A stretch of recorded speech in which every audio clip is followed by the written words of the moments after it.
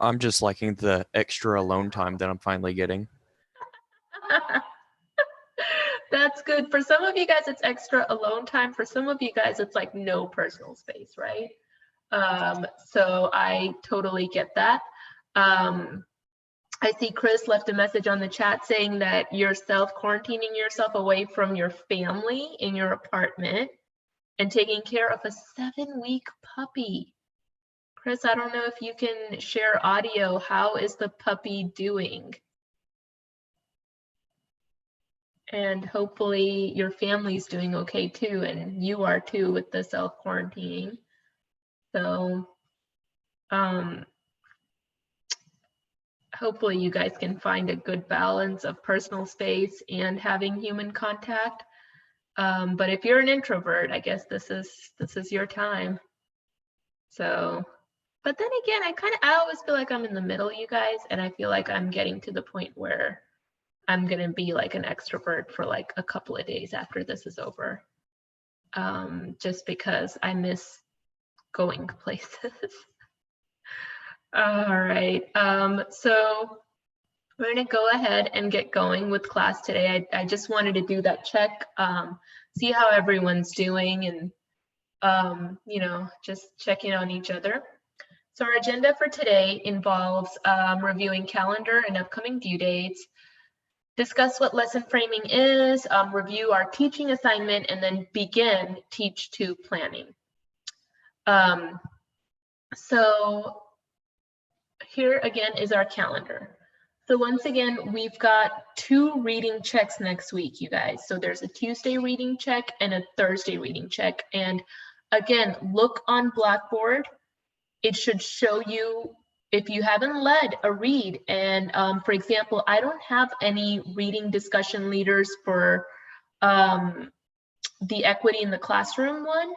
And I think there's a reading check coming up where I only have 1 leader. So if you haven't led, it's gonna hurt your grade. It's a part of your grade to lead these discussions.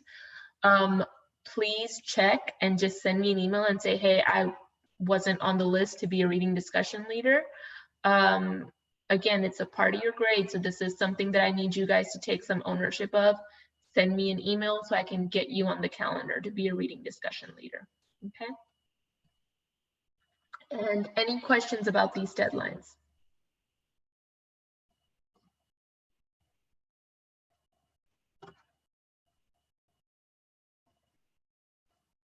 Okay. All right, so today what I want to talk to you guys about is lesson framing. This is actually a concept. There's a, you know, your different schools might have different initiatives, like some might be all about the Teach Like a Champion. Some might be, there's also a Teach Like a Pirate one, which I don't know what that's about, but I've seen books about it. And then there's Fundamental 5, which was a big thing at one of the high schools I taught at. Really and truly, guys, a lot of these things, green light strategies, all these different buzzwords, you'll find out pretty quickly, they all just come down to general good teaching practices. And lesson framing is one of them. I've included this in CI because what I always notice around Teach 1, you know, there's so much stuff that you guys focus on when you start to do your teaches. And what I definitely don't want to do is give you guys like too much to think about and be stuck in your mind when you're trying to, you know, get your teaching out there. But one of the things that I always want you guys to think about between Teach 1 and Teach 2 is how did you close your lesson? How did you open it and how did you close it? Teach Houston does a really good job of preparing you to open your lesson. You guys have your objectives down, all of that good stuff. And so you open, you introduce yourself, all that, you give the students an idea of what they're learning. But where you guys tend to struggle, and that's okay, because we all struggle somewhere and we always will, is closing, right? So you're like, you've got those 5 minutes left and it kind of gets clunky there at the end where you guys are like, okay, I want you to start on this, or you're like in the middle of a discussion and then the bell rings and then the kids are like, bye. And you're like, come back maybe.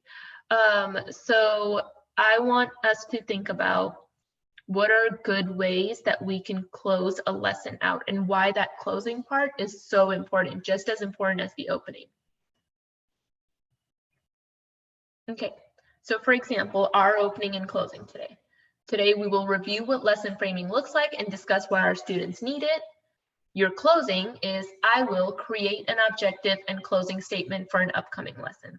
So the we will, I will is a big part of lesson framing. I know that in Teach Houston, we do the students will be able to for objectives, but I have always encouraged students to always change that students will be able to, because that feels removed when you are the student.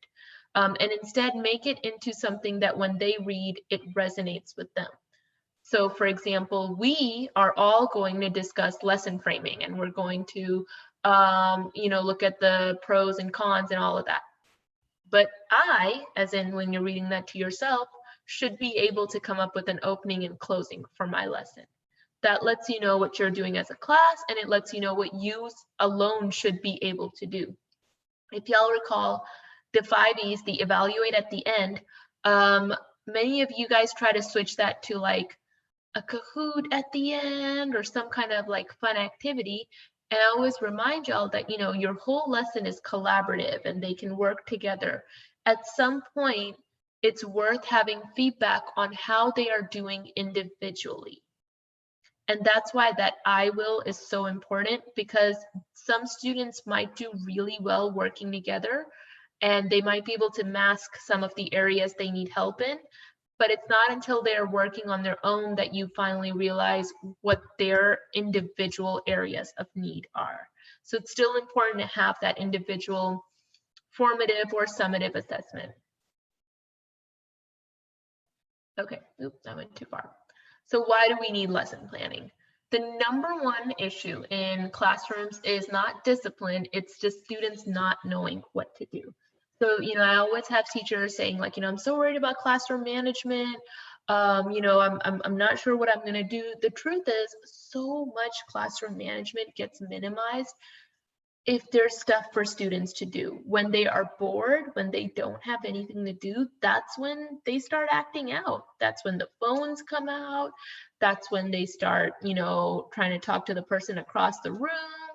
They have all this energy and they are bored, and it's really dangerous to have a bunch of bored teenagers in your room.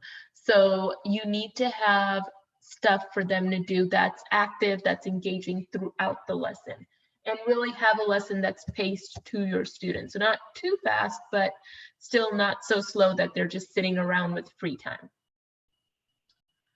Then again, another reason why you need these openings and closings to your lesson is because of information overload. If you think about it, your students sit through 7 class periods, you guys. I know we've all done it, but when I think back to it now, it just sounds like a nightmare sometimes, just having to sit and get information for that long. And some of you guys, it was very recent, so you remember how you felt. When you got to a class where you could move around and talk and do more stuff, and the teacher had structure in the classroom, those were probably classes you liked the best. That's how it works for our students as well. And so we need to know that when they go home, the question that's always asked, what did you do in school today? And what do students always say to that? I don't know, right? They always say, I don't know what I did, or nothing. And so this is to help answer that question. Now, Harry Wong, and I know this is a really old video, but Harry Wong is the author of the book First Days of School. And he has this video that I wanted to show you guys. Let me go ahead and pull this video up. All right. Oh, not that one. Okay, well, hold on a second, you guys.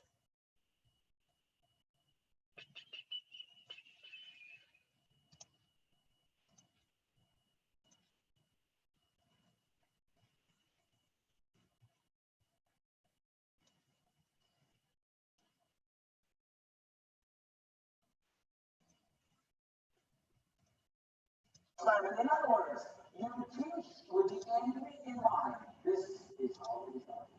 And then other people are, please don't sit down and say, what am I going to cover? What am I going to cover? Okay, I'm going to show. Right? You sit down and you say, what is it I want my students? What is it I want my students to accomplish? How can we be more specific? If the teacher can sit down and say, what is it I want my students to listen? And the teacher can say, what is it I want my students to calculate? Is that teacher can say, what is it I want my students to perform? What is it you want from the children? You write that down. And the next thing I want you to do is to write down what not. Right, so I'm seeing some feedback from you guys that's saying that y'all can't hear it. So I'm not going to make you sit through a video that you can't hear. We're going to go ahead and move on. But basically, Harry Wong is the author of a really, really good resource called First Days of School. I think you guys might get it in student teaching. If not, I'd recommend y'all just get it for yourselves anyway. There's a lot of good information there. But you can tell this is a really retro old video. And so these concepts that we talk about, they aren't always new. Good teaching isn't something that just came about in the last 5 or 10 years. These concepts have been around for a while. It's just a matter of teachers getting the information on why those are effective and then actually implementing them. So, by the way, guys, this is usually where I bring Oreos for you guys and give y'all Oreos. So, sorry. But essentially the way that you want to think about it is you have your we will, your opening and your closing, and then the filling is all the instruction that takes place. So you really want to, you don't want just that part of an Oreo, you want all of it. And so you want to have that opening and closing, those bookends to your lessons. Something you want to consider, can you explain to your students what you want them to learn? You guys can, because y'all write really good objectives. Can you assess learning in progress? You do that with your evaluate, but this isn't just what you write down on your lesson. This is what actually happens when you get into the class. So these are just some examples. If your lesson's on lab safety, we will review lab safety practices and procedures. I will create a 3 to 5 minute lab safety skit with my group about how to properly clean an oil spill. So it gives the students an idea of what they should be able to do by the end. And again, when you get to your closing, it doesn't have to be a quiz or a test. Sometimes your evaluates can be like quizzes, but it's really, this is supposed to be a quick, where are the students? There are times when I had these great closings planned and then I ran out of time. So instead, I just did a quick Q&A with the students to have a way for there to be closure at the end of the lesson. So in just a moment, you guys, I'm going to put y'all in breakout groups. And when you get into those breakout groups, what I want you to talk about is, how did your lesson end? Was it a nice, clean closure to what you were going to do? If it wasn't, if you could go back, how would you want to close out your lesson? Like you go back, you're back into those last maybe 2 to 5 minutes or 1 minute, wherever it was. How would you close your lesson if you could do it again? Okay, given you were back in the same time situation. So I'm gonna put y'all into some groups over here real quick, and I'll give you guys 5 minutes to discuss those, and then I'll bring you back into the main room and we'll do some share out. Again, the prompt is, if you could go back to your teach one, how would you close it so that you have a nice closure to your lesson and it's not just an abrupt ending, if that's what happened. All right. Any questions before I let y'all go into your breakout rooms?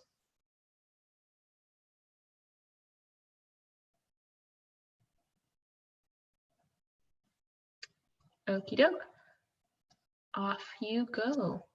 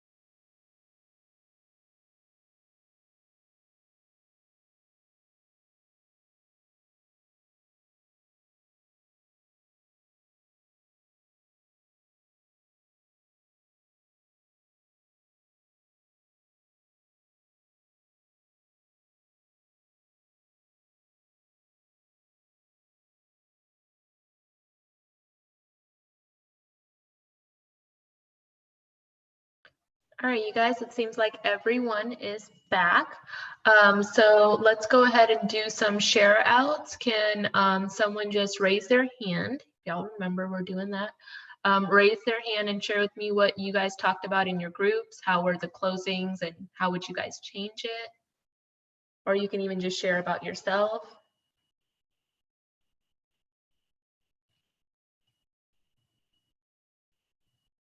I'll awkwardly stare at you through the screen too, you guys. All right, getting a couple of participants. Thank you. All right, Vincent, go ahead and unmute yourself. Basically, I just wish I had more time since mine was kind of like a case study thing for each table, and the class was pretty short. I wish I had more time to basically just wrap it up and just kind of connect it and make a broad overview for the students to understand why, say like mine was plant hormones, why all these plant hormones are important in like the bigger picture of it. Okay. And I also kind of wish that like wrapping up, I also like was able to like provide resolution for the students because like I had to end real quick. Students had to clean up, and I also wish that I had extra time for them to ask me questions as I wrap up too, so they, if to clear any misconceptions that they might have. For sure. One thing I want you guys to keep in mind is you'll always want more time. What I want you guys to think is you go back and you're in the same situation, same time constraints. What do you do differently? Like maybe instead of doing one piece, would you say, okay, guys, we're going to stop here and maybe you clarify there or something like that? That's the kind of stuff I want you to think about, because when you go back and you teach again, you're going to run into the same time management issue. So I want y'all to be thinking like, okay, if I was back in that same situation, what would I have done differently than what I did that day? Thanks, Vincent, for sharing that. Those were really good ideas for how to close out your lesson. Jewel, go ahead and unmute yourself. For me personally, I planned on doing a Kahoot at the end, and we were actually doing it, but then the bell rang. So maybe like next time I would have maybe scrapped the Kahoot and instead done like a Q&A section like you were suggesting, which would be more broad instead of just asking specific questions, which is what I had in the Kahoot. Yeah, for sure. And that, and that's okay. Like, it's okay to have this great activity. And, if you don't have the time, it's not going to go well, no matter how great it is. So you really have to like evaluate in that moment and say, okay, I can't do a whole Kahoot, but maybe I know what the questions are on it. Let me just do a quick, popcorn out some questions and get some responses and close out the lesson in that way. Fernanda? So I think for me, it wasn't even time management, because I feel like I had my timers and I was being very strict with them. But it was just how my lesson was structured. So this was like a regular elective class. And I think maybe it was just too much too soon. So I ended up running out of time during my elaborate. And I think it's because my explore and my explain had to last so long. And I wouldn't like remove that time because they really needed that extra time. But I guess maybe now that I know the students better, if I had time again, I would adjust it to like their level. Okay, so too much too soon, too much like inquiry-based instruction too soon, or what do you mean by too much too soon? Yeah, so I had done the groups and each group had to do research on a topic. But there was like some groups that someone didn't have a cell phone, or they had a phone but it didn't have internet, so that kind of just already put them at a disadvantage. And some groups were doing good and then some of them weren't. So it was just kind of all over the place, and I created my lesson for this perfect classroom where everybody was like on their game. Obviously I should have expected different. Yeah, you always plan for that, and then you adjust as needed. So I think that's good. And a lot of it, you're right, it does depend on you actually knowing your students. And I was there and I know that you were like really on it with your timers. But for a lot of you guys, it really is just a matter of having a watch on you that just kind of tells you, okay, you've got 2 or 3 minutes left in class now. And what is the, like, how do you want it to end? You know, you ideally want it to end where you're like, okay, guys, can someone summarize for me what were like 3 main things we discussed today? What are your 3 big takeaways? You have a few students add to it. You've got a minute left. I want to remind you guys, blah, blah, blah, bell rings. Okay, they left with that summary, right? But if they usually leave in the middle of an activity, they sometimes they're not going to sit back on their own time and process what was the point of everything we did today. And that's what I want y'all to keep in mind. They're going into another class right after yours. They've been to a class before yours. They're not thinking back on what was the main point of that lab I was doing in that class. So that's where your closing needs to come in and really like sum the day up for them. Jewel. Go ahead and I already went, I think. Yeah. Oh, you already went? Okay, that's right. Greer? I feel like my closing was pretty good, but if I could go back and redo it, I would take out the evaluation and do a longer elaborate, because I don't think that they quite understood the right-hand rule. And if I did a longer elaborate and focused on that, then things would have gone better. All right, very good reflections. And that right-hand rule takes some time. It for sure does. So great reflections, you guys. Now we are going to go into talk about what our Teach 2 is going to look like. So I want to share with you, I've got a menu that I've put together for you guys, and I want to talk through it so that you have a good idea of how we're going to do Teach 2. And I'm going to be honest, never done it this way before.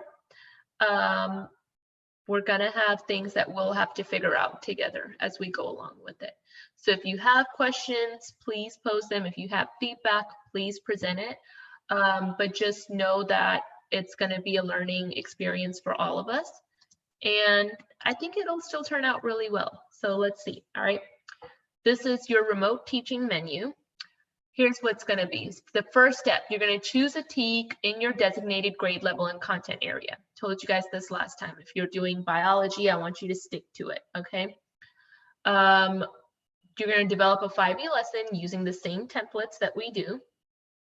An option you have is to connect the lesson to current events that are going on. It could be, you know, anything from, you know, patterns of growth to viruses, you know, whatever. If you notice something that can be used and you want to use it, go ahead. If you don't have to. That's just an option. Then step 2 is using one of those options to conduct your teaching experience. Now, this is where there are 4 different routes you can go for your teaching experience. The first one, teaching in breakout groups during class time, I'm going to try to organize that, but y'all know there's several of you. It's not possible for very many people, if any, to get that time in because our practice teaches take longer. So this one for you guys in CI is probably not a very guaranteed option. Here's what the other options are though. You can schedule a time outside of class, do a Zoom session, and I say Zoom and I'll explain why. Send the link to your friends, classmates, and me, and record that session. So with Zoom, you can create a free account where you get a 45-minute window to do a meeting.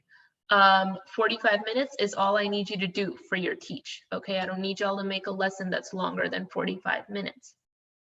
I like that because it's like the bell rings, like, you know, because if you have unlimited time, you guys will take a 45-minute lesson and move it up to 60 minutes. You know you would, okay? And I still want you to feel that time constraint. Like at 45 minutes, the bell rings, the students are gone. That's what I want you to feel. And so that's how you're gonna do that. With the Zoom, I'm gonna also give you guys a video that shows you how you can share your screen and have your presentation up at the same time still having a little screen of yourself so that the students can still see you while also seeing the screen. And there's a lot of other things too. You can do breakout groups like I've done with you guys in Zoom. So if you need to place your kids in groups and things like that. But one of the bigger reasons is you can invite whomever you want to your teach, okay? So you will invite your classmates and myself, but you can also invite other people because what else are they doing, right? Like they may as well come and watch you teach. There's not, I mean, I know people are working and all of that, essentials, but how should I say this? There are a lot of people who aren't essential in the workforce right now, who are home, who you might know, who might be available to come watch you teach, and that just gives you some more audience members there, okay? So that's another option. Another one is you make an appointment with me and we schedule a time for you to do the Zoom via Teams or Zoom teach. And again, it's better if you have more audience members than just me. But if we need to, we can do that route. The last one is you record yourself teaching to family members. So those of you who are at home, if you're able to get your family members to sit down and let you teach a lesson to them, more power to you. Record that, have someone record it on your phone or your laptop, and that can be your teach recording as well. So that is how you are conducting, what your topic is and how you're conducting it. Then step 3, you reflect on your teaching experience using the reflection assignment on Blackboard. I've changed your reflection assignment on Blackboard. If you looked at it this week, you should see the updated one. But essentially what I'm having you do is take the lesson you taught and make a planning guide version of that lesson as if you were having to teach it online now. So exactly the situation many teachers are in all around the Houston area. You have your regular lessons, you can't teach them face-to-face. How would you do this lesson in a 5E format, but doing it online? Now, here's the piece that I wanted to offer up to you guys as an additional option. You could do it the other way around, okay? So you could do it where the teach that you're doing in step 2, the one that you're conducting, is the one that is the online learning, okay? And then instead in your reflection, you convert it to an in-person lesson plan, all right? Some of you guys might find it easier because you're having to do your lesson through online anyway. So it would be maybe logistically a little bit easier to do it that way. So I wanted to give you all that option. You could have your original lesson be the online learning one, and the one that you change in your reflection be the one that's designed for in-person instruction, or you could do it the other way around. I'm going to pause here, and I'm going to start taking questions now because I'm sure there are things I can clarify. So take a moment, digest that information, and raise your hand as you have a question.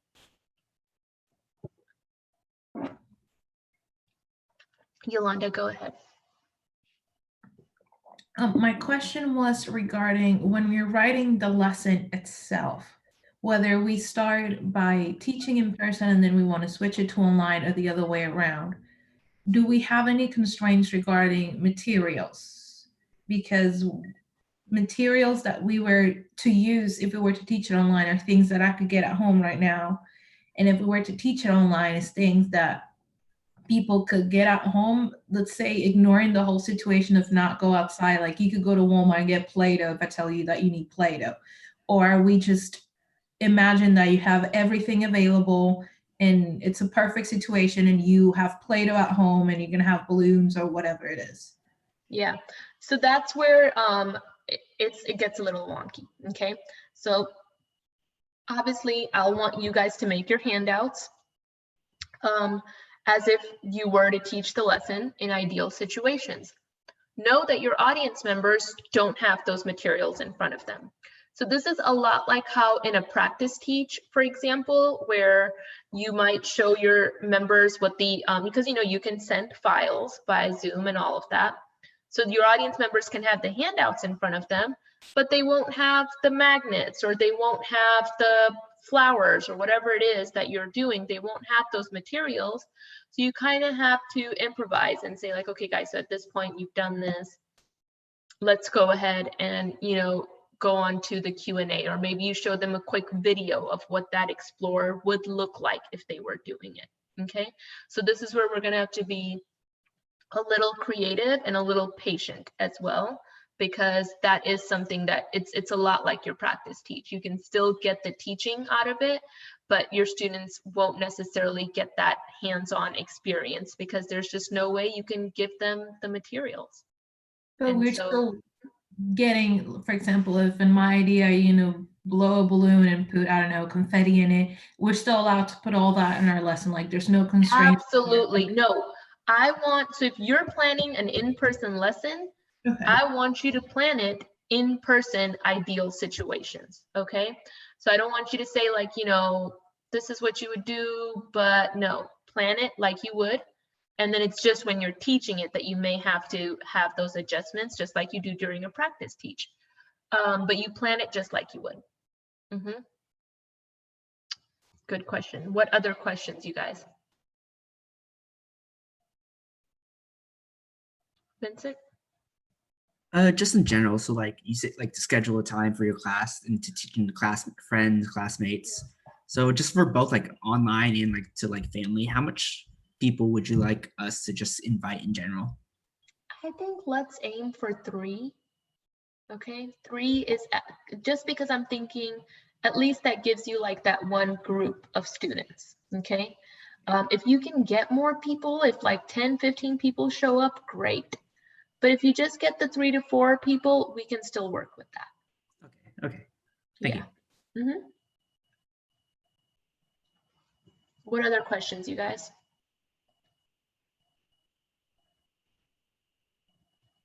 Brittany? So when we record the session, does it automatically record it to YouTube, or do we like? Good question. So in Zoom, when you do a recording, it gives you options. You can do a live stream to YouTube, or you can just record it on the cloud or on your computer. I would say for the easiest thing, just record it to your computer and then transfer it to a Google Drive link or a YouTube video later. Okay, and then we just like email that to you, or turn it in on Blackboard. Okay. Absolutely. Yolanda? If we're doing Zoom, like teaching to say friends or family, are you going to be there too, or it's just we'll record it and then show it to you? Because that leads me to my second question. Our Zoom sessions cut out 40 minutes because we don't have the paid version. So do we invite people to your session so we have time for feedback and all that, or do we create our session? Yeah, so I want you to create your own session, okay? And that's because I do still want you to feel that 45-minute cutoff. I want it to be just like how it is in a classroom with students. I also want you to have control over recording it, control over all of the breakout groups, all that stuff. While I can give you screen share controls, I can't necessarily give you controls to do a poll and do all those other things. So I want you to have all of those instructional controls.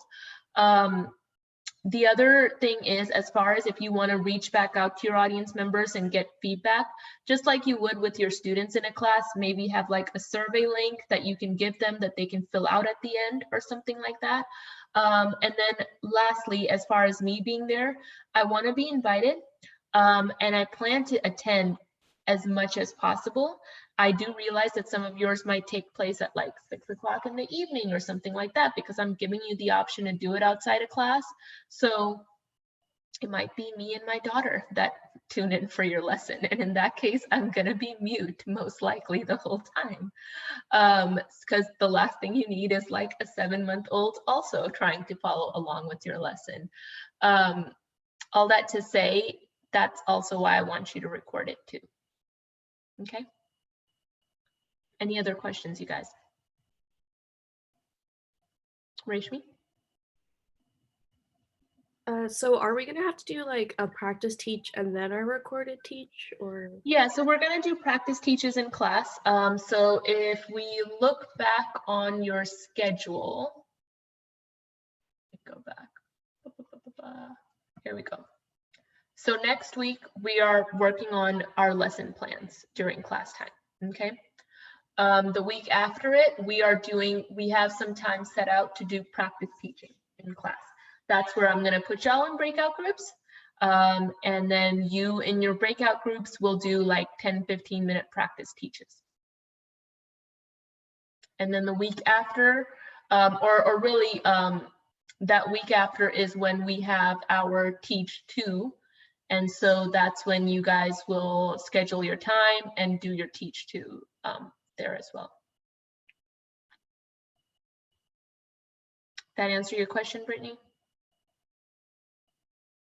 Maybe? Okay, yeah. All right. Any other questions, you guys? Jewel? If we're doing our teach two that week, and if we want to send in a video of us doing it in front of our family members, during that time, do we just send in the link, or how's that gonna work? So like if you do the teach, like an in-person teach with family members, Jewel? Yeah. Yeah, so when you submit, I'll have a place for you guys to submit your links for teach two. And if you notice, like the teach two reflection is due on the 19th, I'll probably just have you guys with your reflection include a link of your teach. Okay. Mm-hmm. Thank you. Yeah, we have one more week after this one. It's just not included on the calendar that's up here. Greer? I don't have a webcam, so how am I going to do that without the webcam? Does your laptop have a built-in camera, Greer? That one's broken. I don't know what's wrong with it. So right now, and I can't get Zoom working on my laptop, so I'm using it on my desktop, and that doesn't have a webcam. Okay, so are you on campus, Greer, or are you at home? Yeah, I'm on campus. You're on campus? Okay, so I know right now the city is shut down and the computer labs are closed, but let's see if by the time we get to this week in April, it's still a little bit further out. Maybe Site Lab might open up and you might be able to, and they definitely have webcams that you can check out. Hamza mentioned, and it's true, you can do Zoom on your phone, but I know that's a little weird for when you're teaching and you want to like control everything on your screen. So let's troubleshoot this as we get a little bit closer. I'm hopeful that campus will open up by then just to let you check out some equipment possibly. And you know, maybe you can borrow a laptop or get a webcam or something like that by then. And be thinking of it yourself too, if there's someone you might be able to borrow a laptop from at home or something like that. And let's see if we can figure it out, okay? All right, thank you. Yeah. Jewel, I think I already answered your question, or did I not? I did, right? You did. You did. All right, thank you. Greer, I've answered yours. Any other questions, you guys?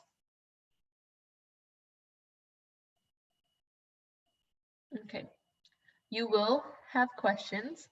And when you do, just ask. And if it's something that I haven't figured out, I'll figure it out too, okay? So this is new for all of us. And let's just, let's do our best to make this the best possible experience given the situation. And if you have a question, chances are other students do too. So don't hesitate to ask is what I'm trying to say. All right. What I am going to do now is in a moment, I'm going to go ahead and place you guys in groups working to, I'm either going to place you guys with groups in your content area or in pairs with your partners. And what I'm going to want you guys to do is start looking through TEKs and start picking out what TEK you want to work on. The reason why I'm going to put you with your partners is because you have the option to work on the lesson plan together. Okay, you guys all have a lot going on, so I want y'all to start working on, if possible, the planning guide and stuff together. You're still going to do individual teaches and turn in individual lessons, but you can have same activities, just, you know, written out for your own lesson plan. So if you can work together, that's great. If you want to work individually, that's okay too, but I'm still going to put y'all in those breakout rooms. Okay, so we're going to go on a 5-minute break, and then when we come back, you'll be in your breakout rooms. Before we do that, does anyone have any questions? Your goal in your groups is going to be to pick out the teak that you will be working on for your upcoming lesson. Okay, I see no questions. So it is 10:56 right now. So let's come back at 11:01. Okay. In the meantime, I will put you in your groups.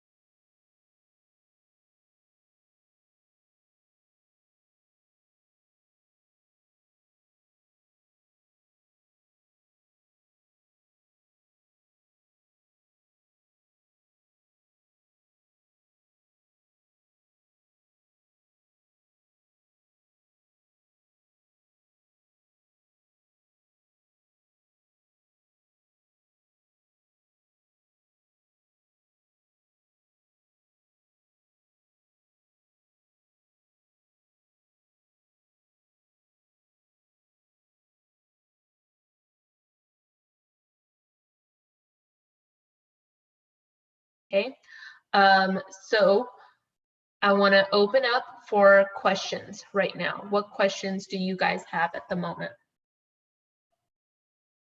And just as you think of your questions, for your next class, I want you to come prepared with your topic. You know for sure what it is you're doing, because we're going to do our reading discussion. And then after that, we're going to go back into our breakout groups where you're going to start working on your planning guide. If you notice your due dates, your planning guide is going to be due by the end of the day next Tuesday, which is why I'm going to want you to have your topic ready so you can go right into working on your planning guide during your class time. Yolanda. I know before the whole break and all that, I had reached out to my mentor and she gave me a topic, but the topic did not come along with the TEAC. So I know they were doing digestive system, and the TEAC that I found talks about all systems and how they interact with each other. For the communication that I had with my mentor, she wanted me to just introduce digestive system. Is that an option, or do we have to go with what the TEAC says? That's still an option. So even though the TEAC says to compare all systems, the way you interpret it is that you still need to teach each system to your students. Some might not take a full lesson, but others might. So you can interpret it as that's still the TEAC, but you're covering the digestive system specifically. Got it. Mm-hmm. Elizabeth, can you make an outline on Blackboard on how the teach reflection is to be done? Absolutely. Just so you know, on Blackboard, if you look under teach reflections, I have it on there where I ask you guys to submit a planning guide version of your changed up lesson. So in other words, I don't need you to make a whole long final lesson plan about it, but just a planning guide version of what that lesson is now that it's been changed to either face-to-face or online. Did that answer your question, Elizabeth? Okay. Yolanda, I think I've answered your question already. What other questions do we have, you guys? Oh, Yolanda again? No? Okay. All right.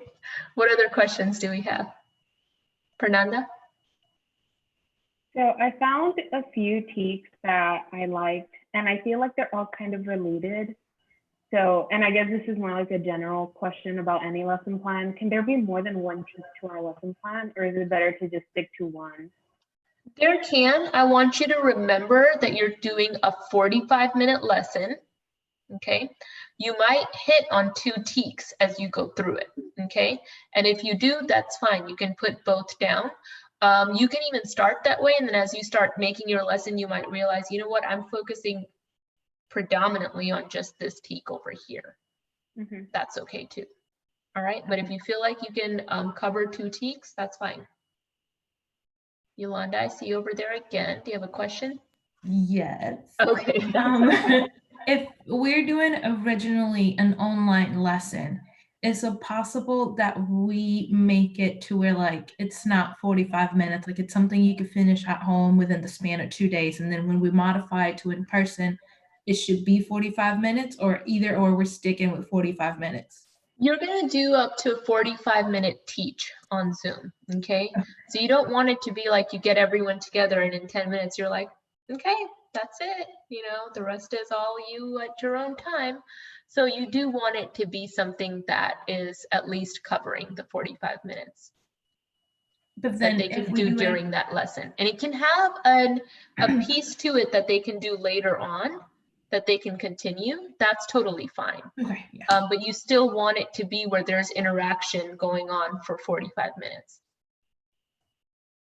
Okay. Fernanda, did I answer your question already? Yeah, sorry, let me lower my Okay, hand. no worries. Any other questions, you guys? Okay. I'm gonna put up a quick poll as promised. I wanna see if you guys have a preference, if y'all would rather go towards Teams versus using Zoom. So I'm gonna put that poll up right now, and I just want everyone to vote. Again, you can vote no preference.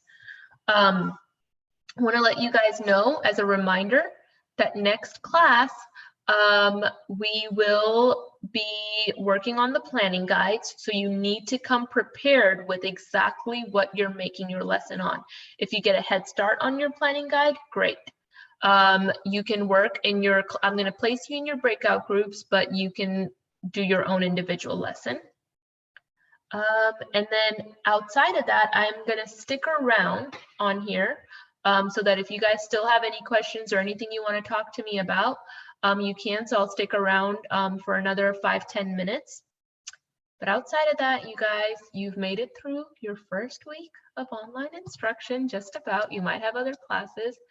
I just want to keep emphasizing there is nothing normal about the situation. There are challenges. If you're struggling, you're not the only one. If you're feeling anxious, you are definitely not the only one. If you need anything, and I even mean anything like you're running low on resources like groceries, supplies, whatever it is, reach out. There might be a way that we can help out each other.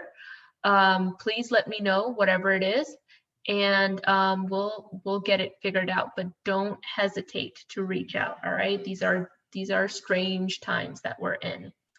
I want to thank y'all for being here, for being present, for participating. And I am looking forward to seeing you guys on Tuesday, but keep in touch throughout between now and then as well, okay? And it seems like we have 13 votes to stick to Zoom, 1 person who prefers Teams, and 4 people who have no preference. So sorry, 1 person who prefers Teams. I'd love to know if there's anything I can do to make Zoom better experience for you. But given that we're sticking with what majority wants, it seems that majority is either Zoom and a few no preference. So that's what, so we're gonna plan to meet by Zoom again on Tuesday, okay? But again, that 1 person, don't want you to feel like it doesn't matter. I want you to let me know what exactly it is about Teams that you prefer, and maybe there's a way we can make Zoom more conducive to your learning in that way, okay? All right, guys. Thank y'all. Have a wonderful rest of your day, wonderful Friday and weekend. Again, I'm sticking around if you have questions. If not, y'all have a good rest of your day. Thank you.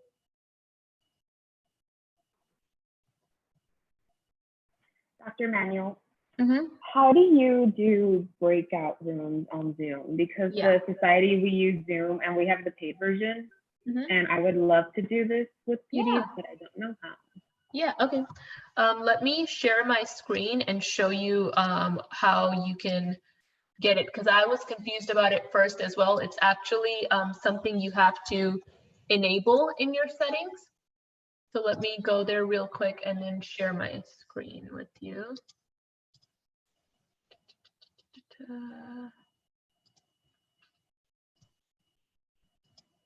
All right, you're seeing my Zoom settings, right? Yes. Okay, so if I go under settings, I believe I need to click on meetings advanced. And then you need to make sure that breakout rooms is turned on in your Zoom settings. Okay.